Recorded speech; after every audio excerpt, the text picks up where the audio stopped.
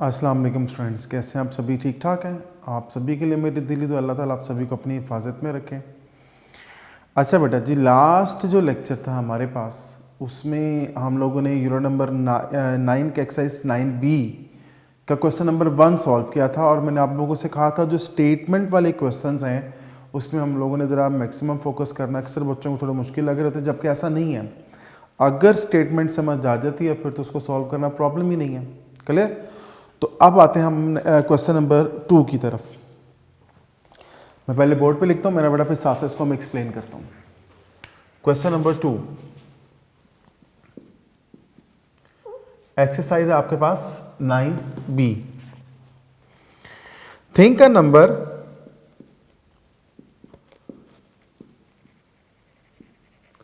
आपने कोई भी नंबर जो है वो सोचना है, थिंक कर लेना। Add to 5 it, add 5 to it,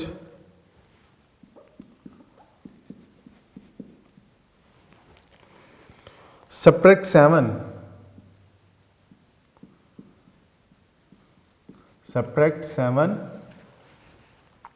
from the double of the sum, from the double of the sum.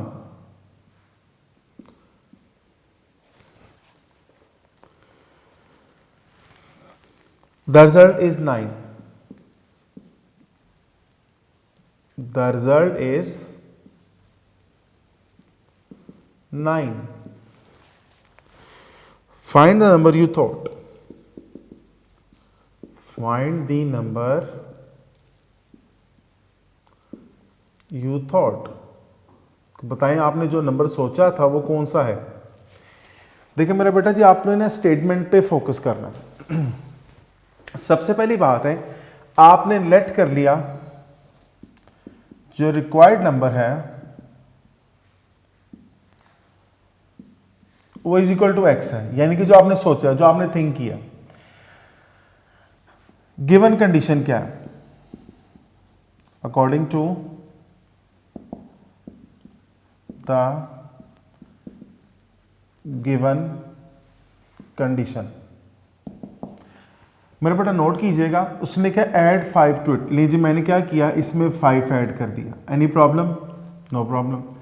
Subtract 7 from the double of the sum, from the double of the sum. इसका मतलब पहले मुझे double लेना पड़ेगा और उसमें से फिर क्या सब्ट्रैक्ट करना है? 7। फिर रिपीट करता हूं, थिंक का नंबर, तो हमने क्या लेट किया उसको? x। Next add 5 to it, तो आपने देखा होगा उसमें मैंने 5 ऐड कर दिया। Next subtract 7 from the double of the sum, यानी कि हमने जो सम फाइंड आउट किया है उसका पहले मैंने क्या लेना है? डबल, यानी कि 2 से मल्टीप्लाई कर दिया और किसको सब्ट्रैक्ट किया? 7 को। नेक्स्ट द रिजल्ट इज 9, तो आंसर क्या आता है? 9। तो find the number you thought, तो आप बताएं आपने कौन सा नंबर सोचा था। ओके जी, 2 को x से मल्टीप्लाई करूंगा 2x and 2 5 the 10 minus 7 as it is. मेरा बेटा 10 में से 7 सब्ट्रैक्ट करें तो क्या आएगा? 3। Any problem? अब ये +3 राइट साइड पे जब शिफ्ट करूंगा तो डेफिनेटली माइनस होगा। Next 2x is equal to 9 में से 3 सब्ट्रैक्ट करें तो क्या आता है? 6। अब ये 2 मल्टीप्लाई और इधर आके क्या होगा? डिवाइड। 2 3 द 6, तो फाइनली क्या आएगा? 3। तो required number is equal to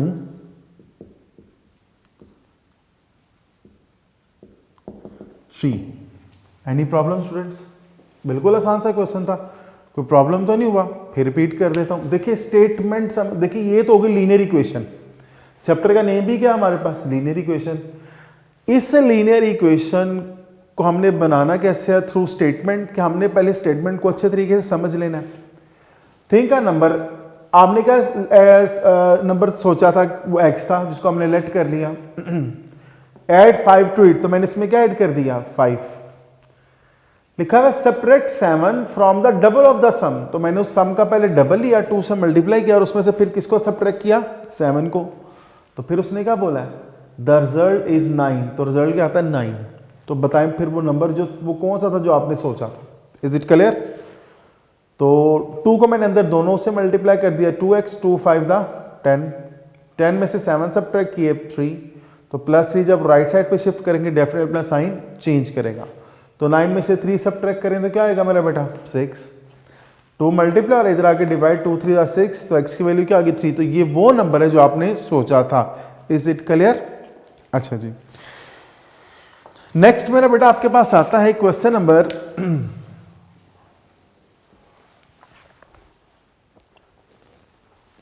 3।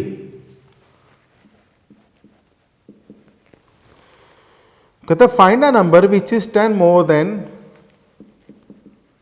Find a number which is 10 more than 1/2 of the number, 1/2 of the number, and is equal to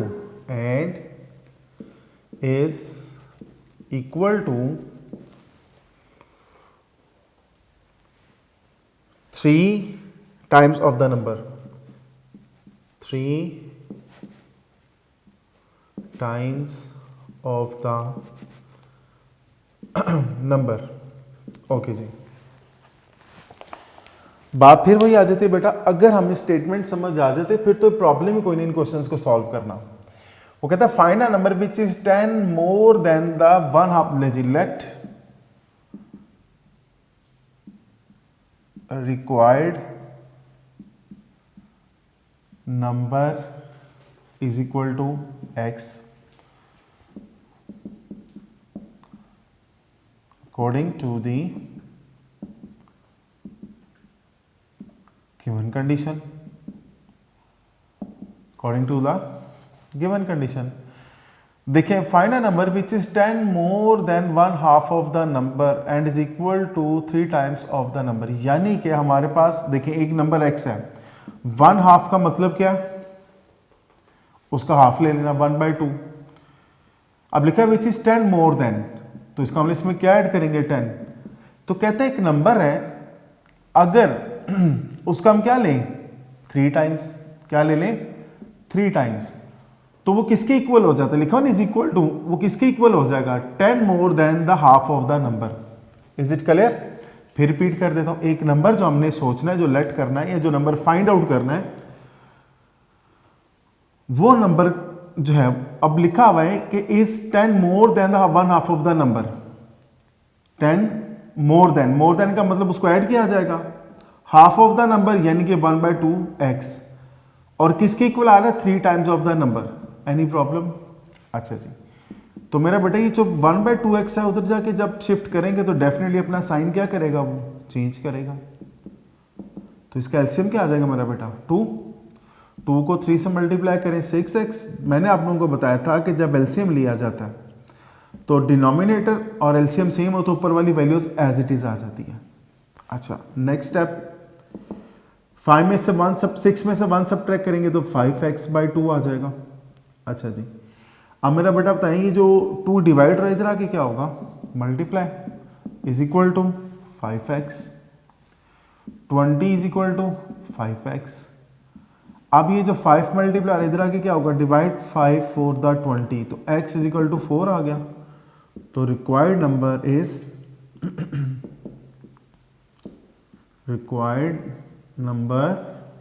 is equal to 4। Any problem students? क्या आपको ये भी statement वाले question समझ आता है? बिल्कुल आसान सा है, कोई मुश्किल नहीं है। फिर रिपीट कर देता हूँ, देखिए अगर आपने ये लीनियर इक्वेशन फाइंड आउट कर ली है ना, ये लीनियर इक्वेशन आपने बना ली है, तो मैं नहीं समझता, ये तो फिर समझ ले 9A की तरह क्वेश्चन हो जाते हैं ना। असल प्रॉब्लम ये है कि हमने ये इक्वेशन लीनियर इक्वेशन बनानी है। Is it clear?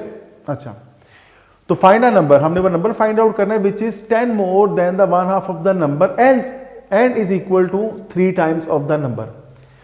चले 3 टाइम्स ऑफ द नंबर तो समझ आती है, तो बड़ा सिंपल सा है क्योंकि उसके इक्वल होगा। सेकंड स्टेटमेंट में पहले एक्सप्लेन कर देता हूं। अब ये किसके इक्वल होगा, विच is 10 more than 1/2 of the number. 10 मोर का मतलब पहले अब देखें 10 मोर है, 10 मोर है, किससे ज्यादा है, half 1/2 of the number, 1/2 of the number, इसका मतलब 1/2 ऑफ द x, जो नंबर हमने फाइंड आउट करना है। Is it clear? तो अब ये 1/2x प्लस है, राइट साइड पे शिफ्ट करेंगे तो अपना साइन चेंज करेगा, तो डेफिनेटली फिर इसका एलसीएम लिया जाएगा। तो एलसीएम क्या आ जाएगा 2, तो इसका तो कोई डिनोमिनेटर नहीं था, तो 2 को आपने 3 से मल्टीप्लाई करना, तो मेरा बेटा क्या आएगा 6x। नेक्स्ट, जब ये दोनों वैल्यू सेम है तो x एज इट इज आ जाएगा, तो 6x में से x माइनस करेंगे तो 5x, तो अब मेरा बेटा ये 2 डिवाइडर इधर आके क्या होगा मल्टीप्लाई, तो 10 to the 20। अब ये 5 मल्टीप्लाई और क्योंकि x हमें चाहिए, तो अब इधर आके 5 डिवाइड हो जाएगा, 5 4 the 20, तो x की वैल्यू क्या आ जाती है 4, तो required number is equal to 4। Any problem students? अभी भी किसी बच्चे ने कुछ पूछना हो? किसी को कोई प्रॉब्लम नहीं है? अच्छा जी, नेक्स्ट आपके पास आ जाता है, आपके पास नोट्स लाजमी होने चाहिए ताकि मैं जो इसके एमसीक्यूज हैं वो आपके साथ जो है वो डिस्कस करूँ। नोट्स मेरा बेटा आपके हाथ में हो, और इसके हम रिव्यू एक्सरसाइज की तरफ आ रहे हैं जो आपके मल्टीपल चॉइस क्वेश्चंस हैं, क्योंकि 9th ए और 9th बी का जो आपका स्मार्ट सिलेबस के अकॉर्डिंगली है काम वो मैं करवा रहा हूँ। ठीक है जी, तो अब हम आते हैं रिव्यू एक्सरसाइज की तरफ। जी, सभी के पास है नोट, सभी के सामने है। Each of the following statement has 4 possible answer, tick the correct answer. हमने करेक्ट आंसर पे टिक करना है जी। ठीक है, फर्स्ट एमसीक्यू है आपका, 2 algebraic expressions are said to be equation if they contain a sign of equality between them, यानी कि जब इनके दरमियान इक्वल का साइन आ जाएगा ना तो बी ऑप्शन है। ये तो आपने समझ लें कि इक्वेशन की भी डेफिनेशन आ जाती है, ठीक है ना। तो इसमें बी ऑप्शन है, इक्वल का साइन आएगा। सेकंड एमसीक्यू आपका 2x + 3 is equal to 4 is a linear equation in. अच्छा मुझे बताएं इस इक्वेशन में आपको कितने वेरिएबल्स नजर आ रहे हैं? ओनली वन वेरिएबल, और वेरिएबल वो कौन सा है? x। तो इस वजह से इसको हम क्या बोलेंगे? लीनियर। अब इन वन वेरिएबल, तो इसकी ए ऑप्शन है तो लीनियर इक्वेशन, लेकिन उसमें वन वेरिएबल यूज हो रहा है, तो फिर इन वन वेरिएबल आएगा, A option. Third MCQs, any linear equation has at most, देखिए लीनियर इक्वेशन है ना, चलें आपको मैं बताता हूं। हमने जो क्वेश्चन सॉल्व किया इस क्वेश्चन की तरफ आते हैं। मेरे पास x की कितनी वैल्यूज आई हैं? 1 वैल्यू आ रही है। इसका एक ही सोल्यूशन आ रहा है ना। आप इसमें 3 पुट करेंगे ना तो 100% लेफ्ट हैंड साइड किसकी इक्वल आएगी? राइट हैंड साइड के। ये देखिए मेरा बेटा आपको समझाने के लिए, तो 2 × 3 + 5 -7 is equal to 9, 8 -7 is equal to 9, 2 8 the 16 -7 is equal to 9 and 9 is equal to 9। तो मेरे पास अब देखा जाए लीनियर इक्वेशन होती है तो उसका सोल्यूशन भी वन, यानी कि एक ही वेरिएबल की वैल्यू जो उसमें इन्वॉल्व होगा वो एक ही वैल्यू आती है, तो इसको हम बोलेंगे वन सोल्यूशन। इसको हम क्या बोलेंगे? One solution. नेक्स्ट है मेरा बेटा fourth MCQ, the general form of linear equation is, तो बी ऑप्शन है ax + b = 0। फिफ्थ एमसीक्यूज है the solution of linear equation ax + b = c is, तो इसमें सोल्यूशन का मतलब हमने x की वैल्यू फाइंड आउट करनी है। तो मेरा बेटा बताएं प्लस b राइट साइड पे क्या होगा? माइनस, तो वो जगह c - b, और जो a मल्टीप्लाई हो रहा है डेफिनेटली राइट साइड पे आके डिवाइड होगा, तो यह जगह c - b/a। Is it clear? तो b ऑप्शन आपके पास कौन सी ऑप्शन आ रही है? b option. नेक्स्ट मेरे पास बेटा आपका आता है जी एमसीक्यूज नंबर 6। एमसीक्यूज नंबर आपका 6। The solution of equation x - 3 = 0 is, तो मेरा बेटा -3 राइट साइड पे जब शिफ्ट करेंगे तो क्या हो जाएगा? +3। ये तो बहुत ही सिंपल से एक ही स्टेप का एक क्वेश्चन था, और इसका आंसर भी सी ऑप्शन है, जिस वो है 3। In equation 3/4x is equal to, 3/4x is equal to, चलो मेरा बेटा देखिए जरा, है तो बहुत सिंपल सा। MCQs number 7, 3/4x is equal to 1। तो मेरा बेटा बताइए जो 4 होगा इधर आके मल्टीप्लाई होगा, 3 इधर आके क्या होगा? डिवाइड, तो 4 1 द 4/3। अब न्यूमिनेटर, जो न्यूमिनेटर है वो ग्रेटर है, तो मैं क्या करता हूं कि इसको डिवाइड करता हूं 4 को 3 पे, तो 3 1 द 3, रिमेनिंग क्या आएगा? 1। तो आपको याद है ना मैंने आपको तरीका बताया हुआ था, कोएफिशिएंट रिमाइंडर ओवर डिवाइजर। चले जी, क्वेश्चन क्या आ रहा है आपके पास? 1, रिमाइंडर क्या है? 1, और किस पे डिवाइड किया जा रहा था? 3 पे। तो आप बताएं इसके मुताबिक आपके पास कौन सी ऑप्शन बनती है? तो ए ऑप्शन है। क्लियर है? तो सिंपल सा क्वेश्चन था, लेकिन मैंने फिर भी बोर्ड पे कर दिया ताकि आपको कोई प्रॉब्लम ना हो। इसी तरह क्वेश्चन नंबर एमसीक्यूज नंबर 8 है, the solution of the equation 3x + 6 is equal to 12। तो मेरा बेटा बताइए जब +6 है राइट साइड पे शिफ्ट करेंगे वो क्या होगा? माइनस। तो 12 में से 6 सब्ट्रैक्ट करें क्या आएगा? 6। तो अब 3 इधर आके डिवाइड होगा, तो 3 2 द 6, तो बी ऑप्शन आपके पास आ जाती है 2। क्लियर? उसके बाद आता है MCQs number 9, very simple.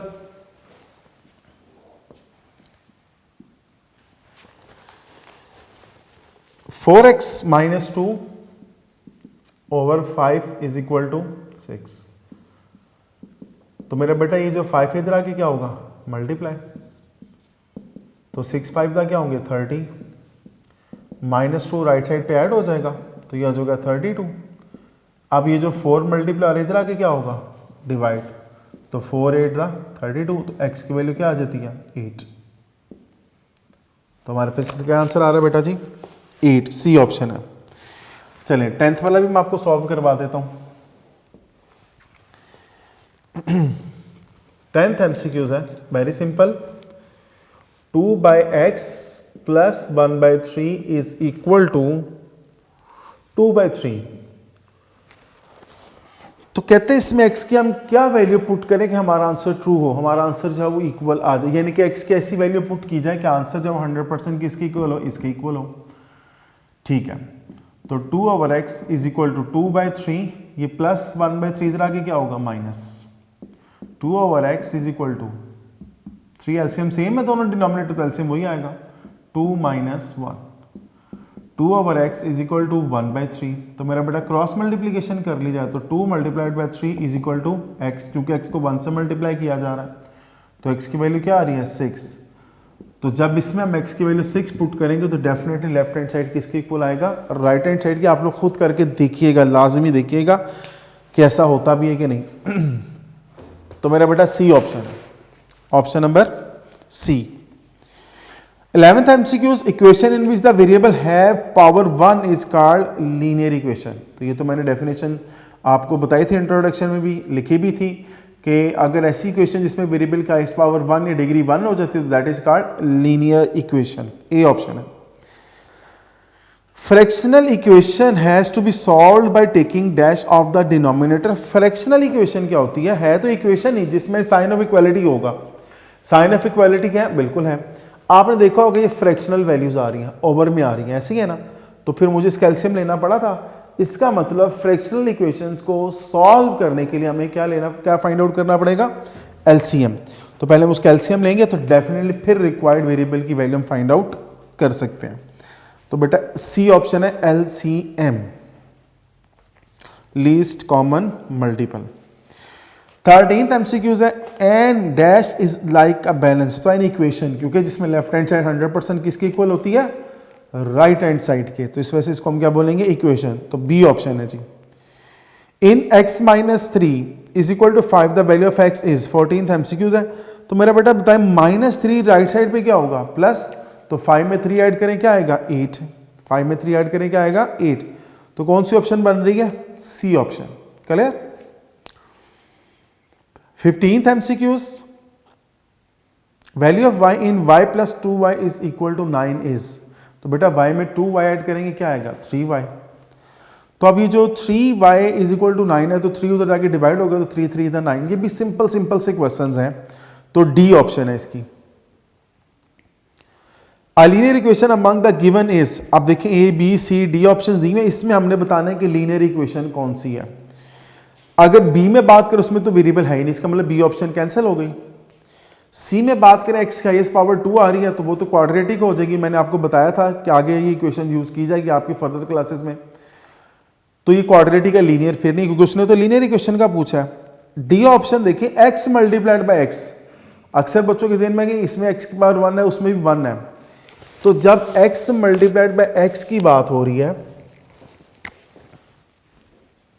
x multiplied by x plus x is equal to 3।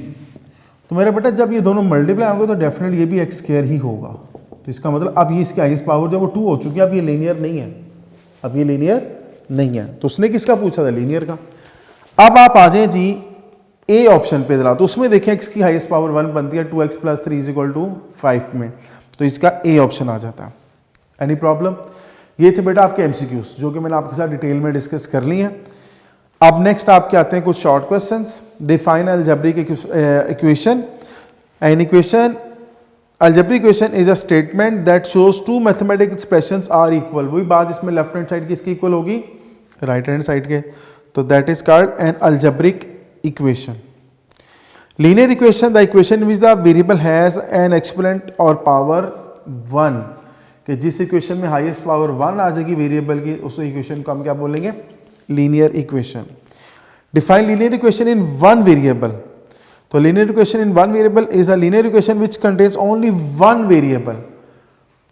फिर विच कंटेन्स 2 वेरिएबल्स, वो हमारे पास होगी तो लीनियर, लेकिन वो 2 वेरिएबल्स में आ जाएगी। जैसे कि x + y = 5 है, तब उसमें x मौजूद है और y मौजूद, 2 वेरिएबल्स में आ गई। बात उसने पूछी थी, क्वेश्चन उसने पूछा था 1 वेरिएबल में, तो उसमें हम डेफिनेशन में जस्ट 1 वेरिएबल का वर्ड यूज कर लेंगे। और फोर्थ शॉर्ट क्वेश्चन आपका डेफिनेशन है define solution of linear equation. तो the value of the variable which shows that the equation is true for that value is known as. चलें, आपने अभी देखा होगा, चलें आपके वैसे मैंने वो रेस कर दिया जो पहला क्वेश्चन था। अब ये 8 है ना, ओपन चैलेंज है, 100% चैलेंज है। इस 8 वैल्यू को आप इसमें पुट करें तो आंसर किसकी इक्वल आएगा? 100% 6। आप कैलकुलेट करके देखिएगा। तो इसको हम बोलेंगे solution of equation. Mean to say कि वेरिएबल की वो वैल्यू जब उसको उस इक्वेशन में पुट किया जाए, तो पुट करने के बाद जब सॉल्व करें तो लेफ्ट हैंड साइड किसकी इक्वल आती है? तो राइट हैंड साइड के। तो उस वेरिएबल की उस वैल्यू को हम बोलते हैं solution of the equation. Any problem? Any problem? अभी तक जो काम करवाया गया आपको, उसमें किसी बच्चे ने कुछ पूछना हो, उसमें किसी बच्चे को प्रॉब्लम हो, तो उम्मीद है कि आप लोग नोट्स वगैरह बना रहे हैं। कुछ एमसीक्यूज होते हैं जो सॉल्व करके उनका आंसर बताना पड़ता है। अक्सर बच्चे सोच रहे होते हैं ये टिक कर लें, ये टिक कर लें, उनके मार्क्स डिडक्ट हो जाते हैं। आप लोगों ने ऐसा हरगिज़ नहीं करना है, ठीक है जी। नोट्स बनाएं, साथ साथ बहुत ज़रूरी है स्टेटमेंट वाले क्वेश्चंस को रिपीट कीजिएगा, उतना ही आपका फ़ायदा होगा, ताकि जब एग्ज़ाम्स आएँ, उसमें तो पेपर में तो आएंगे डेफिनेटली, तो आपको फिर सॉल्व करने में प्रॉब्लम ना हो, ठीक है जी। तो इंशाल्लाह आप लोगों के साथ नेक्स्ट लेक्चर मुलाकात होगी। दुआ में याद रखिएगा। अल्लाह हाफ़िज़।